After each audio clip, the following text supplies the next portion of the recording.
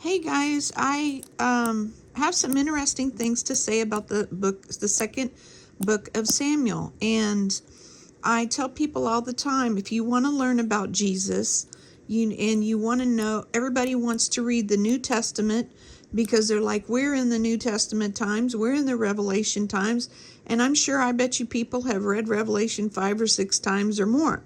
And that is interesting. But Amos and Isaiah and Jeremiah and Hosea all are chapters in the Old Testament which directly relate to the end times which we are in now. Now, there's some really good things to glean from 2 Samuel. For one, you know that King David was anointed at a very early age because God was not happy with Saul. Saul became prideful and full of power, and he liked his power. He liked his palace. He liked being in charge, and he wasn't about to let that go. And so David gets to be, Samuel gets told by God to go find a new king, and he goes to David's home, his parents' home. He's looking through all the brothers, and he's like, no, no, no, that's not it. And then finally they get David, and he's out in the field with the sheep singing to the Lord, and he's it. Well, then King David is sought out by Saul. Saul wants to get rid of him off this earth, and he seeks him out with sword and with armies, and King David hides, and all these things happen. So in 2 Samuel, I'm just kind of doing this stuff while I'm just hanging out here. So you go through Samuel, and you can read through several chapters that talks about that he got anointed, and apparently David really loved, I think it's Saul's daughter, and he wants to have her. And you go on to, let's see, there's lots of stuff in the first few chapters of 2 Samuel, and it says King David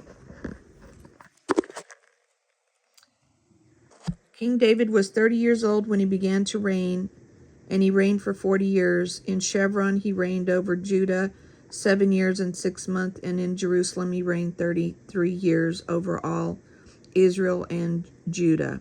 Now, what's interesting about the 33 years is some people say that Jesus actually died on the cross and rose again on his around when he was 33 years old.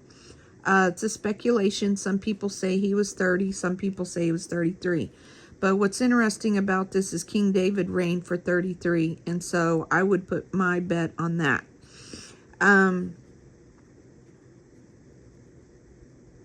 So David took the stronghold of Zion, and the same is called the city of David.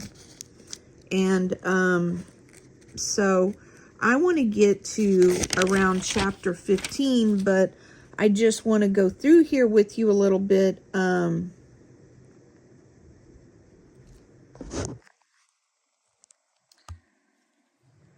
He gathered the chosen men of Israel, 30,000, to bring up from and the ark of God, whose name is the name of Yahuwah Sabaoth, which means Lord of Hosts.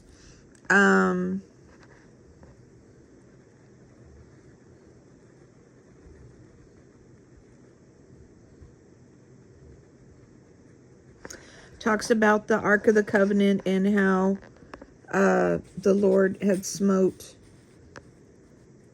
Uzzah, because he put forth his hand to the ark and took hold of it, for the oxen shook it, and when he touched it, he was gone. He was smote. Okay, so Michael, Saul's daughter, looked through a window and saw King David leaping and dancing before Yahuwah, and she despised him in her heart. David offered ascending smoke offerings and peace offerings. He blessed the people in the name of Yahuwah, and he danced before them. He also fed all of the people, which is, he just had a heart of gold. He had the heart of the Father, and he had patience, love, kindness, compassion, and giving. And so, Michal, Saul's daughter, she had a hardened heart. And she talks about that. And you can read about that. And so David wants to build a house for the Lord. And he and the Lord talk about that. And in chapter 8 it says, after this, it came to pass, David smote the Palestinians and subdued them. David took out of the hand, this person out of the hand of the Palestinians, and he smote Moab and measured them with the line. Moabim, or the Moabite people, became David's servants and brought gifts. David smote also Hasdad, or Ezer, the son of Rechab, king of Sova, as he went to recover his border at the river of Parath, or the Euphrates. He took from him 1,000 chariots, 700 horsemen, 20,000 footmen, and David houghed all the chariots' horses, but reserved of them for 100 chariots. And so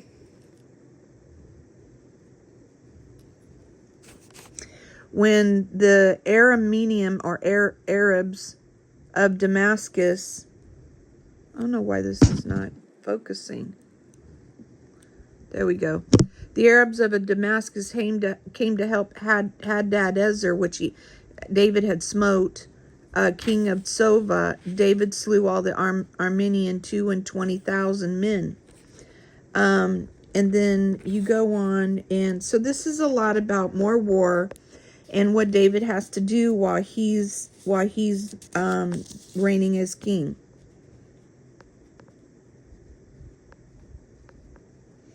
And so he shows kindness to Saul's son Jonathan, which Jonathan became a friend of David, and he says, I will show you kindness. I'm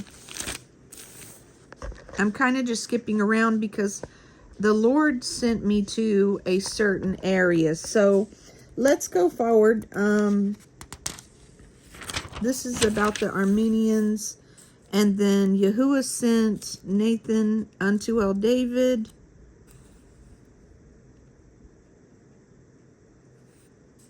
Let's keep going. 13.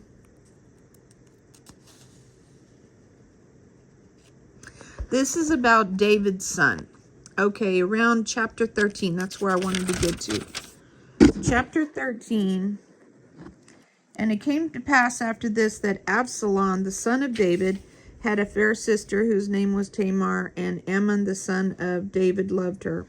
Okay, so Tamar.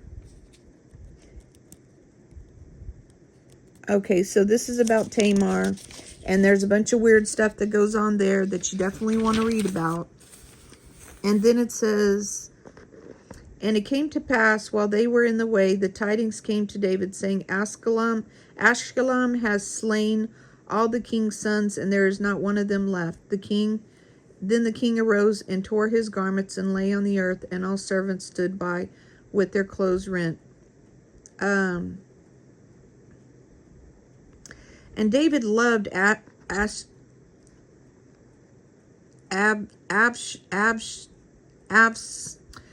sorry.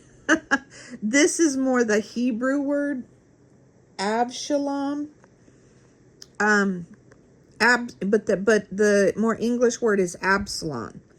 Okay, so Absalom became jealous of David, and he wanted to rule the kingdom. And even though David loved Absalom so much, Absalom, I guess, was very spoiled and had an evil heart, because he rose up against King David.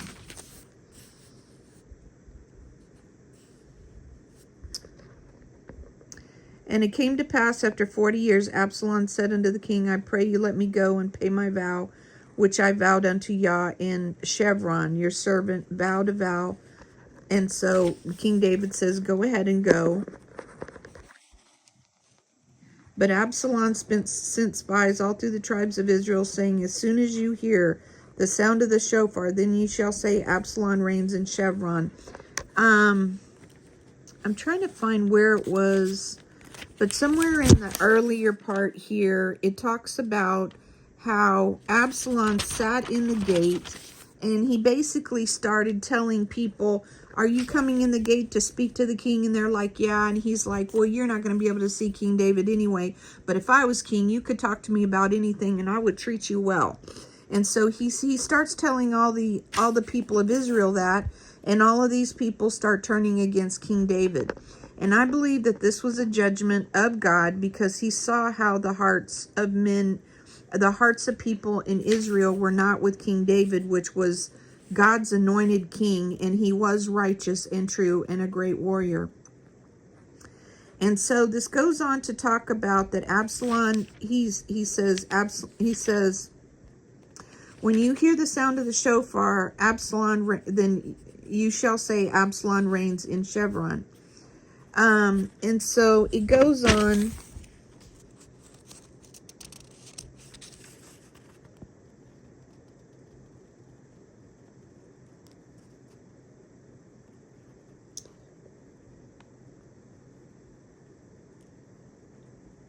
And so what happens is David flees. He flees from the city, because he knows Absalom and all of these Israelites are coming against him. So he gets a whole house together, and he's got Zadok the priest, and he's got all these people with him, and there's even other people that come, and he says, what do I have to do with you? And they're like, look, we love you. We will serve you in life and death. And so, whether in death or in life, even there also will your servant be. So they go into another area. They go out of the city. They go away from it so that he can protect his household. And King David only leaves some of the concubines there to take care of the house. And so there's a bunch of stuff that happens that has to do with him being gone. He sent some spies out to find out what's going on. He sent some guys back to find out what Absalom is doing. And so, so then Absalom comes into Jerusalem, and it says, and there's somebody that's still in the household. Over here it says, and when King David came to Bahurim, behold, or look, thence came out a man of the family of the house of Saul. Still not all of the people of the family of Saul have gone away after Saul was passed away. He fell on the sword. And then there's still some against King David. And so this guy finds King David and all his household, and he starts throwing stones at them, and he says, and cursed still as he came. And behold, the man came to the man of the family of the house of Saul, whose name was Shimei, the son of Gera. He came forth and cursed still as he came, and he cast stones at David and at the servants of King David, and all the people, all the mighty men, were on his right hand, on his left. And thus said Shimei, when he cursed, come out, you bloody man, you man of Belial. Yahuwah has returned upon you the blood of the house of Saul, in whose stead you have reigned, and Yahuwah has delivered the kingdom into the hand of Absalom your son. And behold, you were taken in your mischief, because you are a bloody man. Then said Avishai, the son of Zeruiah, unto the king, why should this dead dog curse my lord the king? And he's saying, sorry about this. Let me go over, I pray you, and take off his head. And so So David goes on, and it's really interesting that we in today's world, if somebody comes against us, we're all ready to fight them, or we either want to run or walk away from them, or we're just like, I don't know what their problem is, and we never think about the fact that God has put somebody in our life to tell us something that he isn't happy with. And that's exactly what David does here. He says, let him curse me. Let him alone and let him curse, for Yahuwah has bidden him. Yahuwah has told him to do it. It may be that Yahuwah will look on my affliction, and that Yahuwah will requite me good for his cursing this day. And as David and his men went by the way, Shimei went along on the hillside over against him, and cursed as he went, and threw stones at him, and cast dust. And the king and all the people that were with him came weary and refreshed themselves. See, Saul's house and all his sons, he had like 7 or more sons, and Saul became a bad king, a bad ruler, and his heart was hardened. And God saw that and kept trying to get Saul right, but he wouldn't, and so God replaced him. Everybody can be replaced. You need to try and do your best always and be the best you can.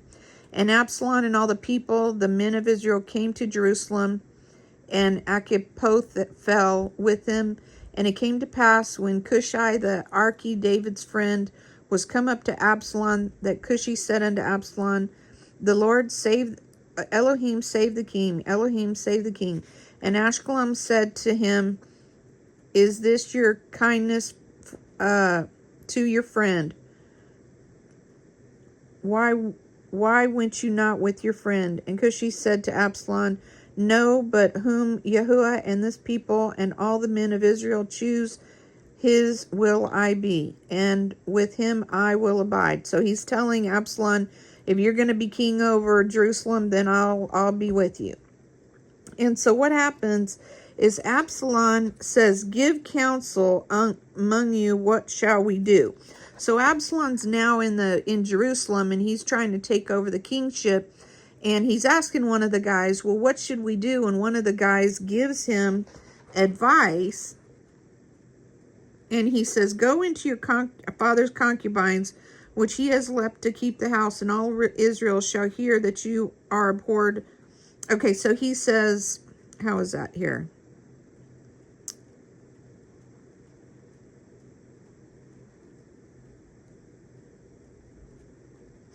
All Israel shall hear that you are abhorred of your father. Then shall the hands of all that are with you be strong. So they spread Absalom a tent upon the top of the house.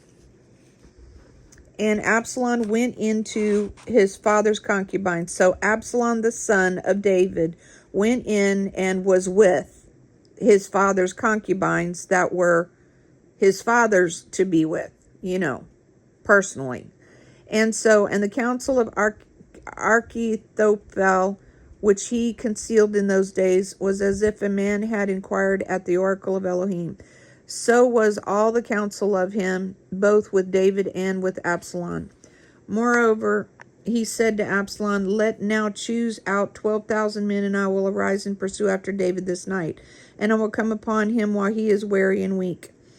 And I will smite the king only, and I will bring back all the people. So all the people shall be in peace. And saying pleased, and the saying pleased Absalom well, and all the elders of Israel. Then said Absalom, call now this other guy, and let us hear likewise what he says. So he wants the counsel of this Cush. He's called now Cushai the Archi also, and let us hear likewise what he says. Well, this guy is not agreeing with Achitophel. He's and he said, Cushai says to Absalom, the counsel that Achitophel has given is not good at this time. For he said, how know your father and his men that they be mighty men, very powerful and strong, and they be chafed in their minds, and as a bear robbed of her whelps, so they're angry. And your father is a man of war, and will not lodge with the people. Behold, he is hid now in some pit or in some other place, And it will come to pass, when some of them be overthrown at first, that whosoever hears it will say, there is a slaughter among the people that follow Absalom. And he also that is valiant, whose heart is as the heart of a lion, shall utterly melt. For all Israel knows that your father is a mighty man, and they which be with him are valiant men also. There I counsel that Israel be generally gathered unto you, from Dan even to Beersheba, and the sand that is by the sea, for a multitude. And so he goes on and he says, and that you go to battle in your own person, so shall we come upon him in some place where he shall be found, and we will light upon him as the dew falls on the ground, and of him and all the men that are with him there shall not be left so much as one. He's basically saying that this just is not a good idea right now, because they are mighty men, and it would be easy. They have slayed 300, 3,000, 2,000, 3,000 men with only a couple guys. These guys are huge. They're like gladiators, or even almost, maybe even some of the mighty men could also be very tall in stature. So he's counseling them, and he says not to do this. And so there's a bunch more coups try to happen. And what happens is Absalom is running under a tree on a donkey or an ass, and the oak tree catches Absalom's neck, and he gets hung in the tree. And after that happens, he's not quite dead. And another guy finds him, and they argue whether or not, one guy says, I'm not going to go, get rid of Absalom completely. I'm not going to push the sword through him, because, King David would be so upset at me. And so he says, no, I'm not going to do that. Well, some other guys come along, and they go ahead and get rid of Absalom. He's hanging in the tree. He's still alive, but they get rid of him. Absalom rode upon a mule, and the mule went under a thick bough of a great oak, and his head caught hold of the oak, and he was taken up between the heavens and the earth, taken up in the air, they mean. And the mule that was under him went away, and so he basically was being hung, and he was stuck in there. I saw Absalom hanged in an oak. And so then Joavan, the man, told him, behold, you saw him, and why did you not smite him there to the ground? So they're asking, why didn't you do this? And the other guy says, well, I'm not doing that. I'm not going to put my hand against the king's son.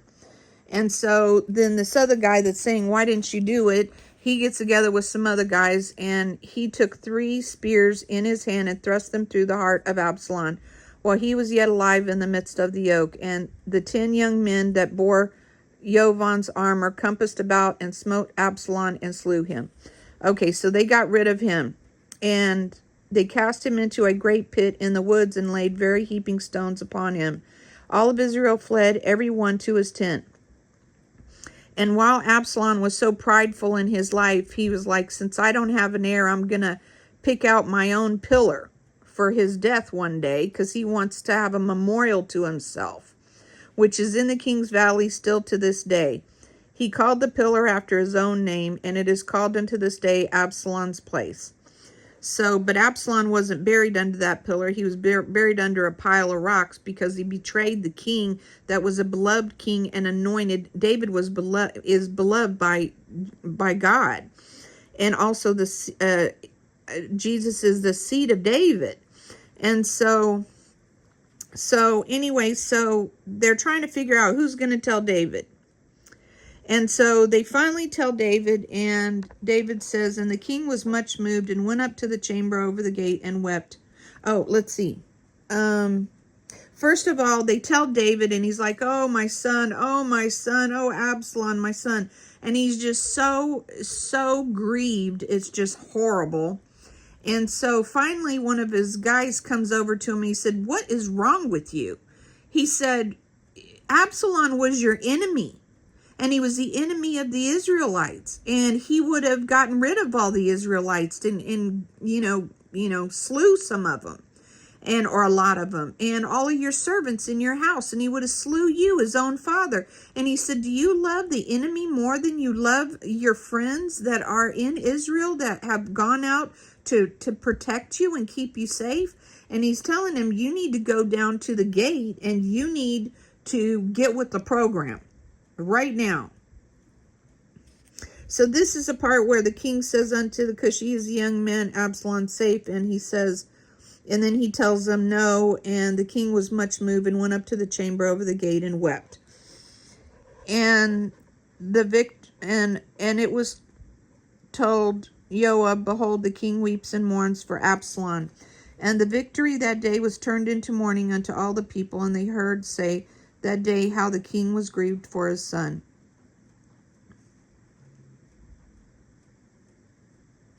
The king covered his face, and the king cried with a loud voice, O my son Absalom. You're going to love my commentary and what I think about this at the end. If you can just stick with me, it's not that much longer. And so he's saying, Absalom, my son, and he's and you can see how I underline this here. And you have shamed, okay, so, and Joab came into the house of the king and said, you have shamed this day the faces of all your servants, which this day have served your life, the lives of your sons and your daughters, and the lives of your women, and the lives of your concubines, in that you love your enemy and hate your friends. For you have declared this day that you regard neither princes or servants. For this day I perceive that if Absalom had lived and all we had died this day, then it had pleased you well.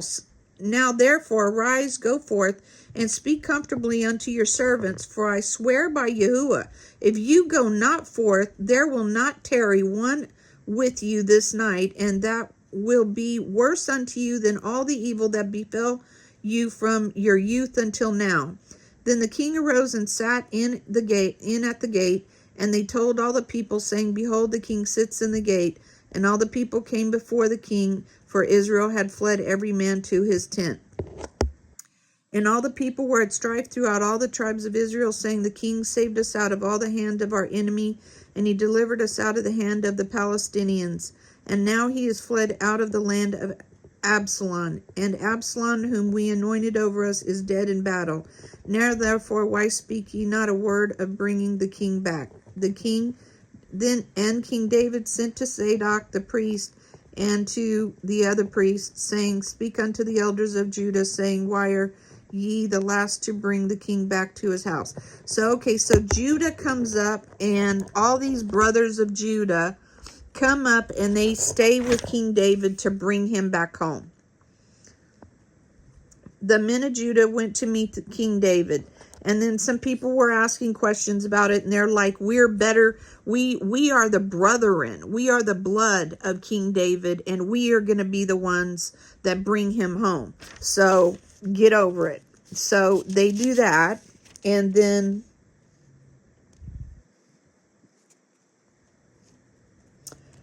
let's see. So then some other stuff happens that's very interesting to read.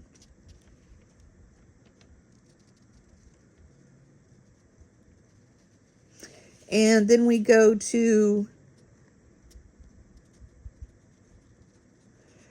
let's see. We have no part. Okay. David came to his house at Jerusalem, and the king took 10 women, his concubines, who he had left to keep the house, and put them inward, and fed them, and went not into unto them. So they were shut up unto the day of their death, living in the widowhood.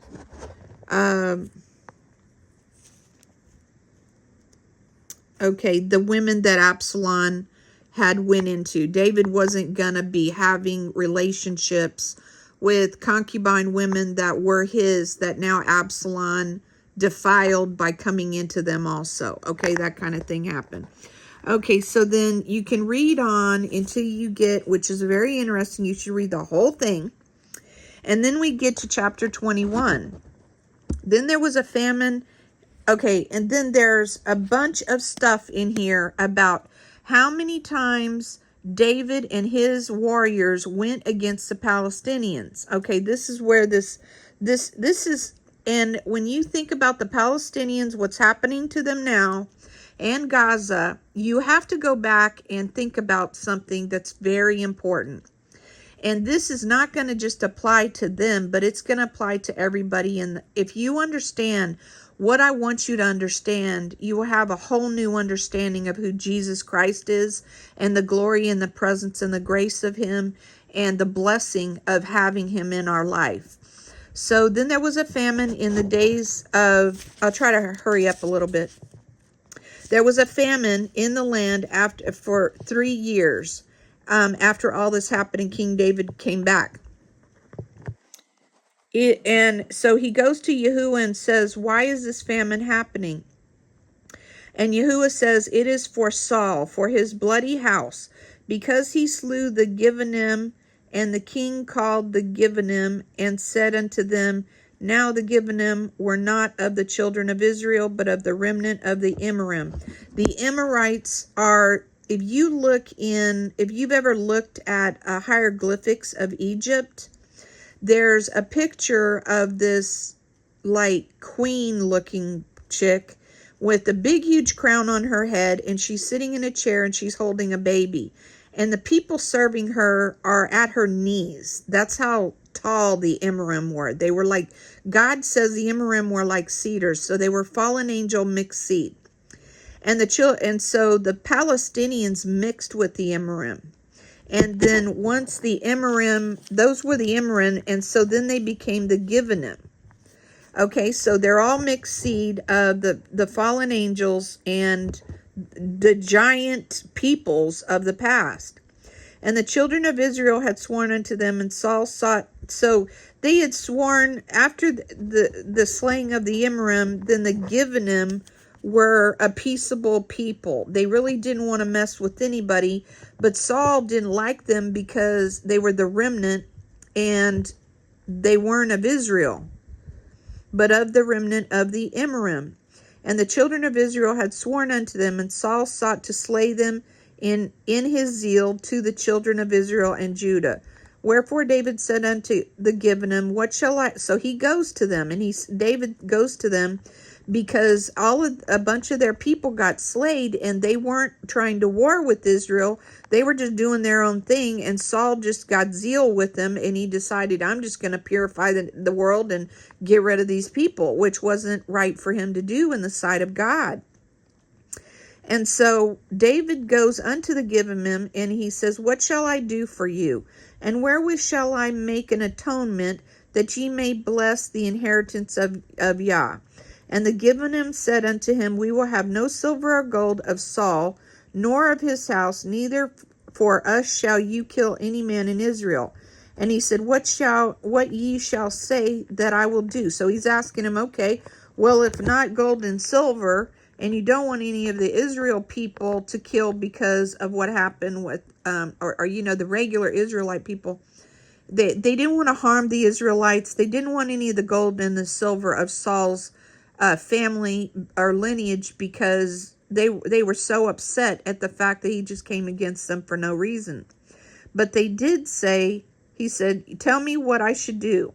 And they answered the king, the man that consumed us, and that devised against us, that we should be destroyed from remaining in any of the coasts of Israel, let 7 men of his sons be delivered unto us, and we will hang them up unto Yahuwah in Giva of Saul, whom Yahuwah did choose. And the king said, I will give them. So basically these guys said, give me 7 of Saul's sons for killing a bunch of the remnant of our people. And King David agreed, because it was a righteous thing to do. It was an eye for an eye.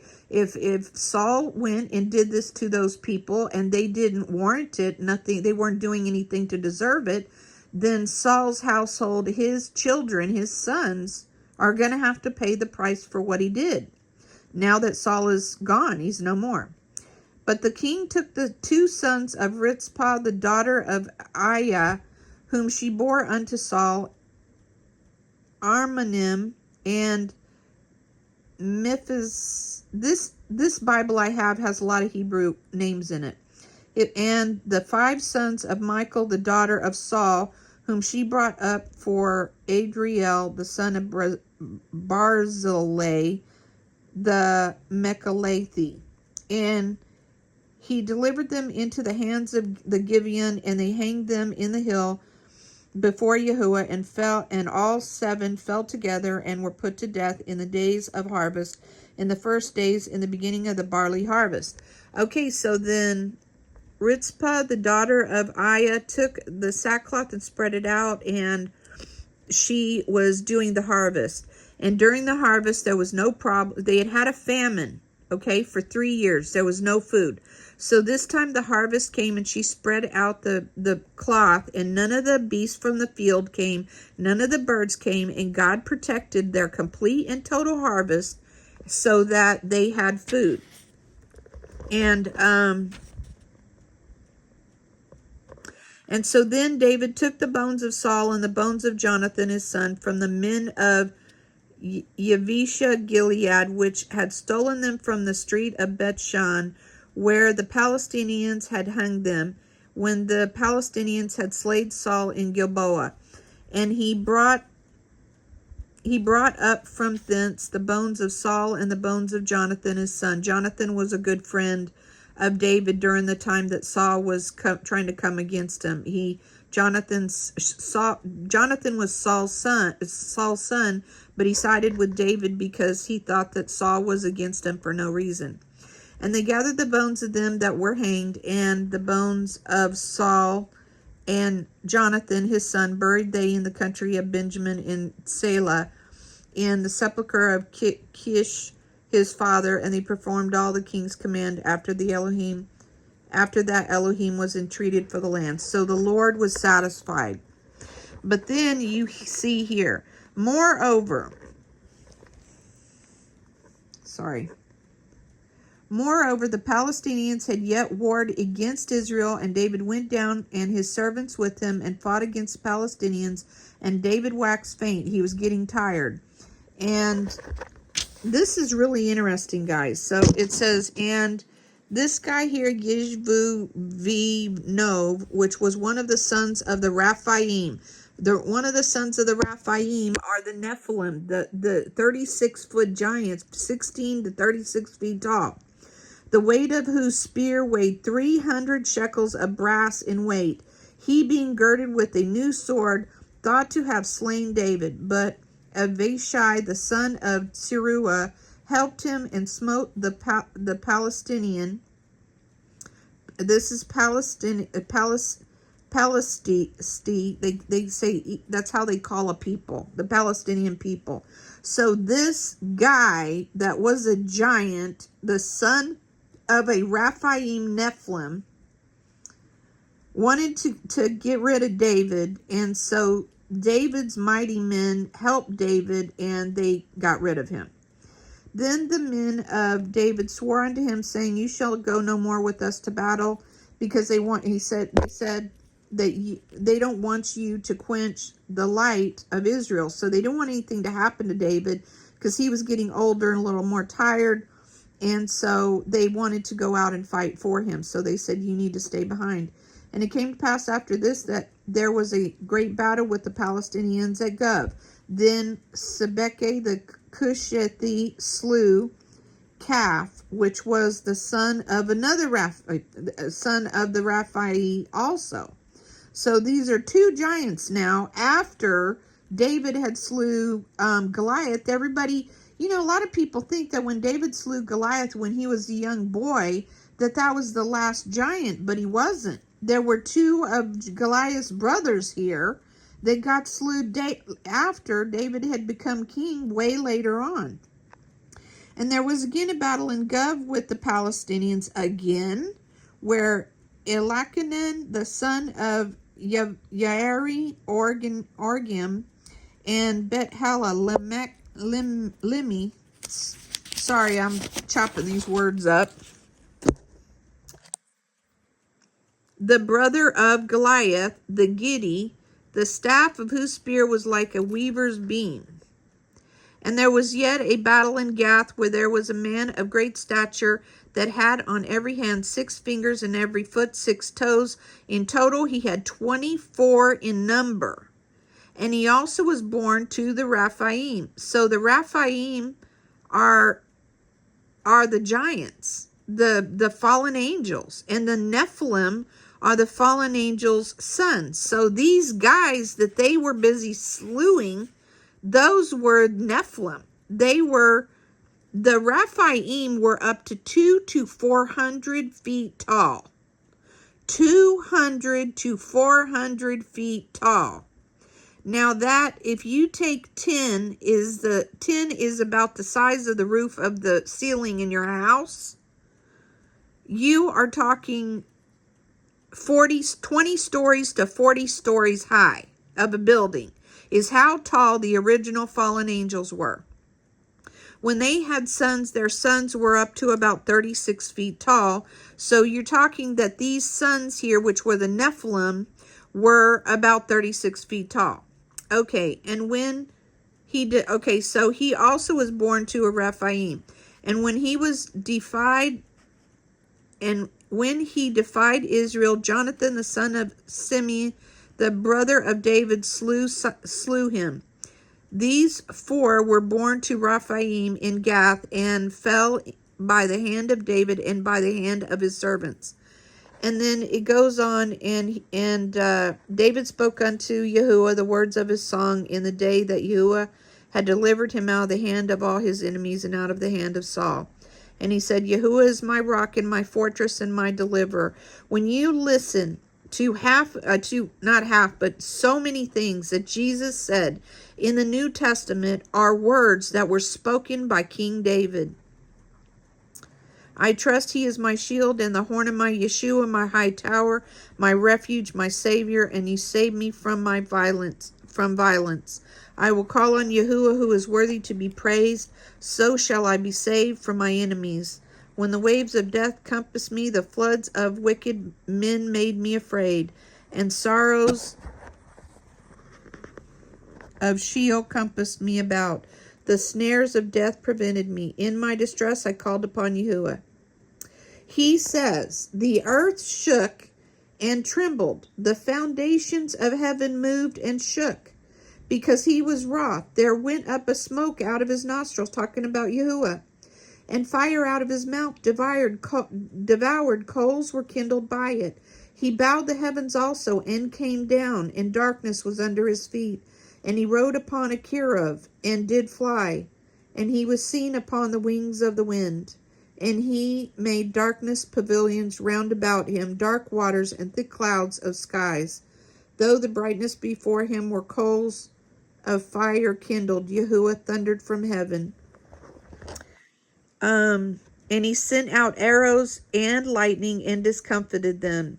He shook the foundations of the world. And then he said, he sent from above. He took me. He drew me out of many waters.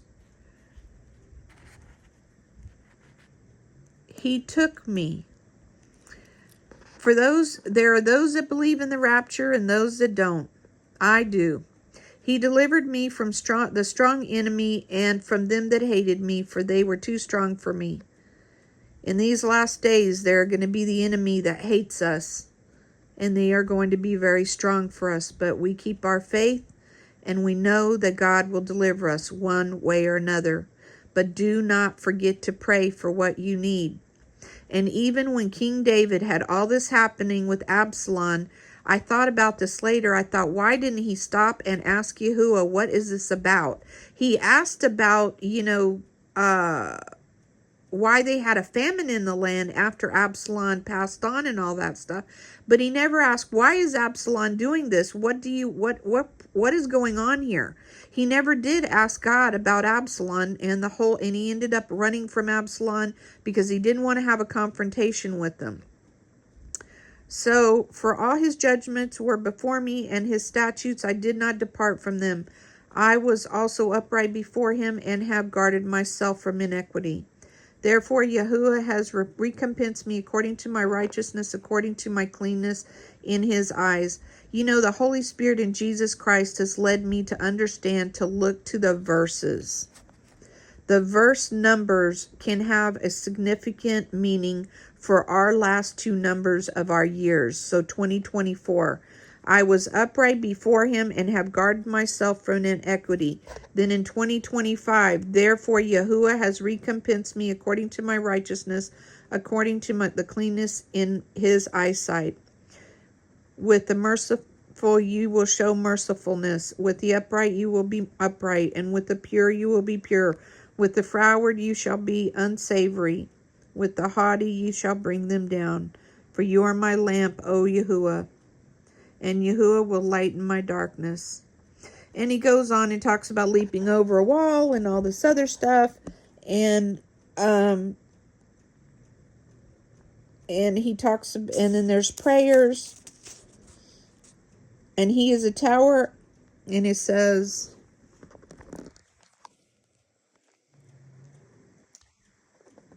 he has delivered me from the violent men, therefore I will give thanks unto you, Yahuwah. Among the heathen I will sing praises unto your name. He is the tower of Yeshua for his king, and shows mercy to his anointed, unto David and to his seed forevermore. And then it goes on to talk about, these be the names of the mighty men of whom David had. And it goes on to talk about their names, which I'm not going to try to say, guys. But it talks about what they did. It said, he lifted up his spear against 800. This one mighty man slew 800 people. Can you imagine being, if you were one person and you had a sword and there were 800 guys coming after you? He slew at one time, and after him was Eleazar the son of Dodo the Achiochi, one of the three mighty men of David, when they defied the Palestinians that were gathered together to battle, and the men of Israel were gone away. He arose and smote the Palestinians until his hand was weary, and his hand clave to the sword. And Yahuwah brought a great victory that day, and the people returned after him only to spoil.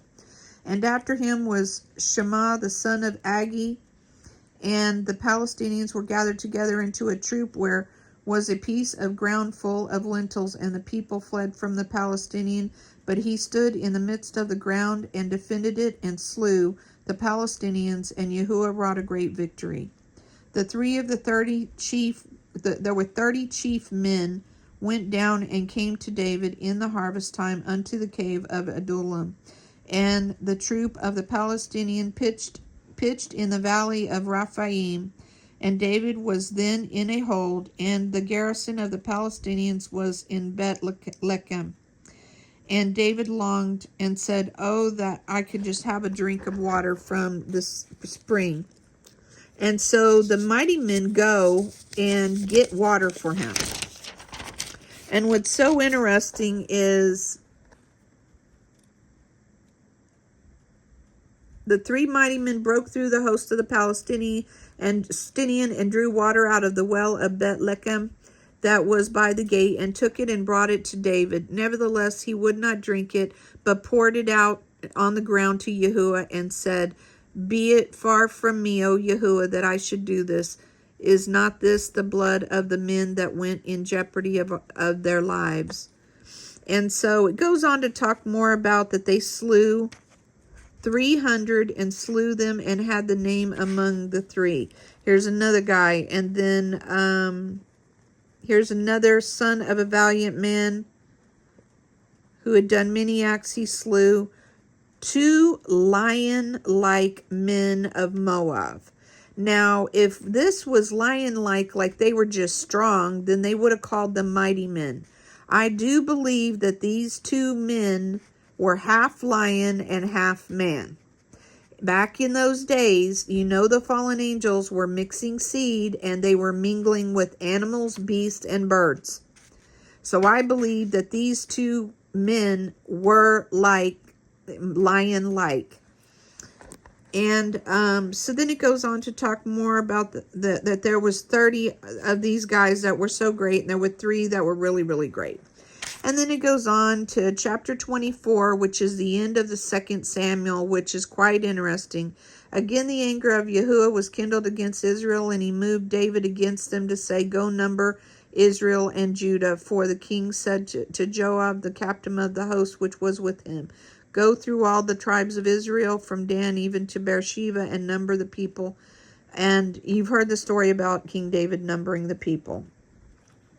All right, so what do I want to say about this? Here's what I want to say about this. So what's interesting is how David, when he was being cursed, he said, let him curse me because God must have a reason for it.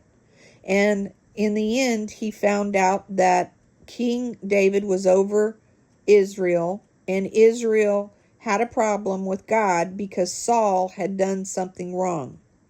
He had went against these people, the Amorites. All right, so they're remnant. And so even though King David had ruled for many years after Saul did this, God remembered it. He didn't forget it. And so he revisited the time of making amends, of making things right, of there be righteousness and lawfulness. And so even though this is happening to the Palestinians, which, I pray for those that have lost loved ones, I do. But God has a reason why he's doing these things.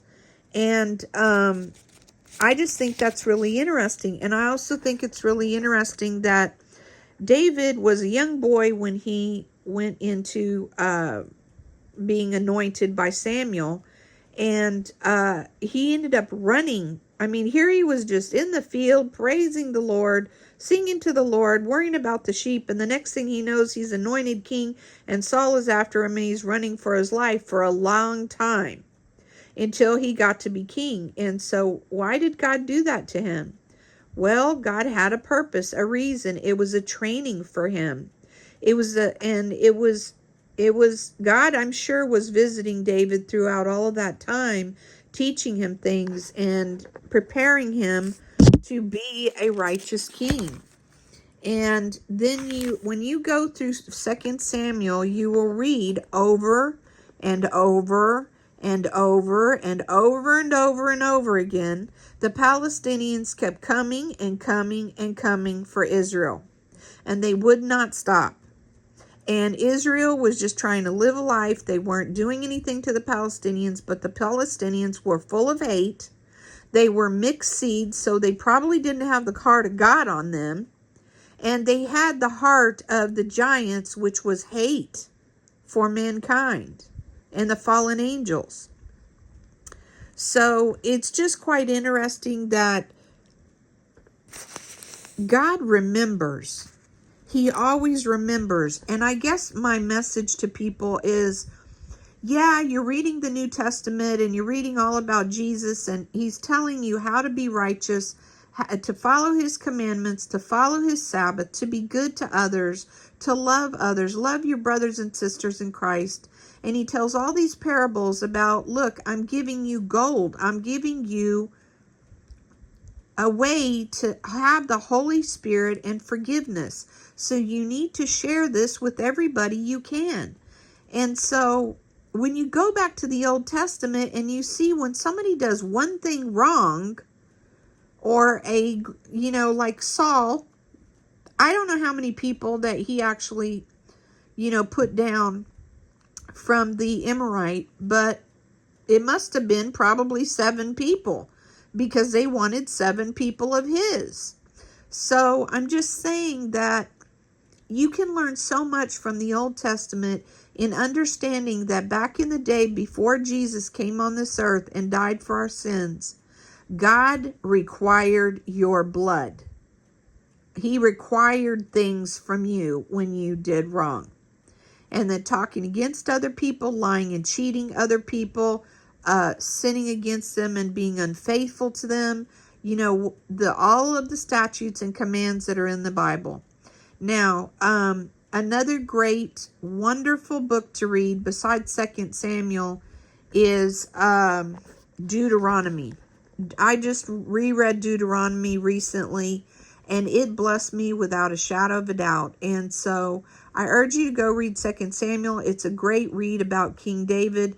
You want to know about Jesus, know about King David, because Jesus is the seed of David. And so, and then if you want to learn to be the best you can and truly understand how important it is that you follow the statutes and commandments, and the only thing that Jesus requires for us to follow is the 10 Commandments, Proverbs, which is an explanation from Solomon of an extended version of the commandments, and follow the Sabbath. No buying and selling, and just spend the day with the Lord on the Sabbath, which is Saturday. And do you ever wonder why the world has everybody going to the mall on Saturday and going out to eat on Saturday and having football games on Saturday? Because they want us not to follow the Sabbath. The more you follow the statutes and commands of the Lord and follow the Sabbath, the more full of grace and glory you shall be. And I just pray this has blessed you. And I love you guys. Take care. God bless.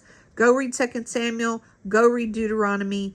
And have a great rest of the week. I pray you have a good new year. And just be humbled before the Lord and pray in these days. I think our days are very short and numbered now. I do believe the rapture is coming really soon. I've had several dreams and visions that were just really amazing. The celebration dream I had was I was having a party, and I was having a party at work, and it symbolized the world, because I wrote, when I woke up from the dream, I wrote that I was having a celebration. It was a going away party, and the people at work did not treat me well. They were mean to me.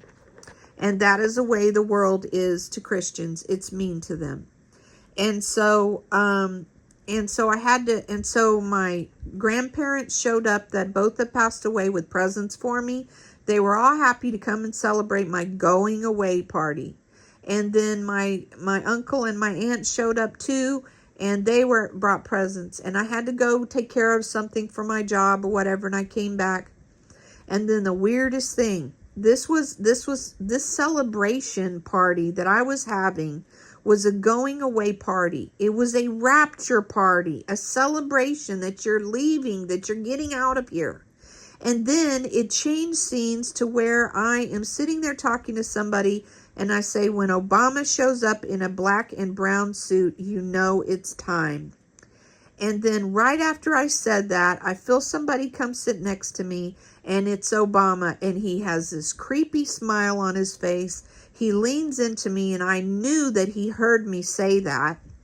And he says, "What time is it?" And I looked at his suit and realized he had a black and brown suit on. I knew it was time for the rapture. And I looked down at my watch, and in bold letters, it said 12:12. Go read Revelation 12 through 14.